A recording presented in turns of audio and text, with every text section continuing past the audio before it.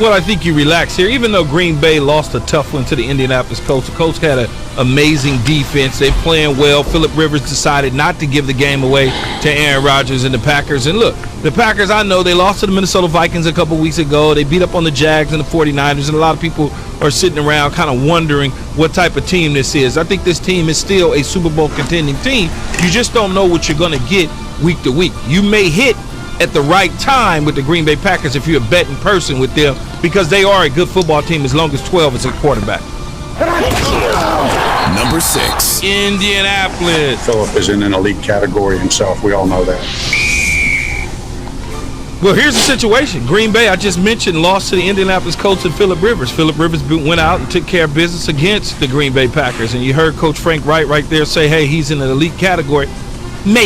Maybe at times he is. A while ago, he certainly was. I think the one thing that we are sitting back waiting on with Phillip Rivers is will he return back to interception Rivers that he was in L.A., just giving it away at a rapid rate? I don't think so. I think that he's settled in now with Indy. They have an opportunity to win this division, find themselves in a great spot. They take on Tennessee this week. We'll see what that looks like.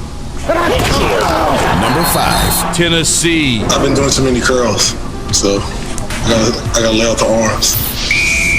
Talk about the Tennessee Titans and talking about the Indianapolis Colts play each other this week, which is a big game. I think when you look at Tennessee and you talk about how they're playing football, it's about getting that defense going, but also about Derrick Henry and Ryan Tannehill getting back to form from last year that led them a deep run into the playoffs, making sure that Tannehill is delivering the football and the receivers are catching it. Also, this game is about running the ball.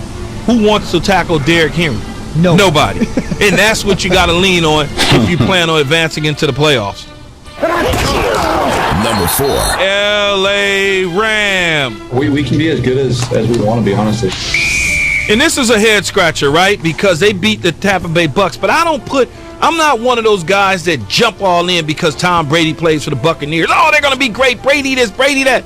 The Rams went out there and took care of business. They got out of there with a 3-point win. They probably should have won by more points than that. But they got away with the things that they capable of getting away with. They protected Jared Goff. He delivered the football in rhythm, in sync to Cooper Kupp, Reynolds, as well as Robert Woods. They ran the ball well. But the defensive side of the ball took care of business. That's why they're in the top 5 defenses in the NFL. Number 3A, Seattle. Mr. Unlimited. And I know you say, how could Seattle be ahead of the Rams, and the Rams took care of business against the Tampa Bay Bucks? Well, I just like the way Seattle is starting to play on defense now. A couple weeks ago, not so much. They took care of business against Arizona. We all sat and watched that football game because we wanted to see exactly what the Arizona Cardinals was made of, and Kyler Murray, that he would just dominate the game. That wasn't the case. They went out and got Carlos Dunlap, and they went out and got Jamal Adams for a reason, and they showed up to the party against Arizona. And I think moving forward, that will be the same case. So therefore, they're 3A for me. 3B, New Orleans. This may be the first time you work with somebody that's had a power ranking with tied teams at the number 3 spot, I'm sure, Subin. Indeed. So now we have I'm not sure if it's a top 7 because there's 8 teams in it, but it's your ranking. It's my ranking. The New Orleans Saints, baby. It's nepotism at its finest. And I think when you start to look at the other 2 teams that are in front of New Orleans will be coming to the party at some point in time as we get into the playoffs late into the season. They may finish the year as the number 1 seed in the NFC. Who knows? But I can tell you right now, Taysom Hill went out there and took care of business against the Atlanta Falcons. There was no worry at all with Sean Payton. He knew exactly what he was doing. We all questioned, why not Jameis Winston? Why Taysom Hill? Taysom Hill showed you why. Number 2. Pittsburgh. The last game was the last game. This one was this one. Here's the undefeated team, right? Pittsburgh Steelers. A lot of people will say they're undefeated. They haven't lost. They should be number 1. Well, no, that's not true because the team that's in front of them at number 1 is pretty damn good. They just struggle against the division opponents. Pittsburgh has a big game this week against the Baltimore Ravens at home. The Ravens are going to be missing some players, especially Mark Ingram and Dobbit in the backfield for them. You look at that, that's going to put a lot of pressure on Lamar Jackson, so Pittsburgh should walk away undefeated again. Number Number 1. Kansas City. I'm going to go get the biggest cheeseburger you've ever seen. Prime, the biggest one. And might be a double. Well, it probably will be a double with a triple on the side for later. Coach Andy Reid is amazing. He's done a tremendous job at continuing to build the Kansas City Chiefs. This team, as long as 15 is their quarterback, much like Aaron Rodgers is Green Bay's quarterback, they're going to always be in the mix. And I know they had a little bit of a hiccup to a degree against the Raiders, but the Raiders are a division opponent. They're going to play them tough no matter what the case is. I think they're the cream of the crop in the AFC. The only teams that I can see giving them a challenge and a run for their money are the Pittsburgh Steelers and I almost said Oakland Raiders, the Las Vegas Raiders. Indeed. We should mention that Andy Reid made that comment about the cheeseburgers right after he won the Super Bowl, right after they ate the San Francisco 49ers for lunch in the fourth quarter, and Reid has always been known as a cheeseburger aficionado. Okay, I promise you he didn't get a single, Patty. I promise you that. Well, you said double and triple. Jay, America is wondering, riveted, who's your 3B? Well, first off, there's been nothing wrong with the triple-double. I'll tell you that right now.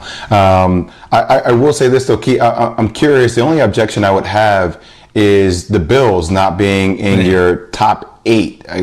Top 7B. I don't know how to actually categorize your rankings this weekend, only because they beat Seattle, they beat the Rams, they beat the Raiders that give KC such a tough game.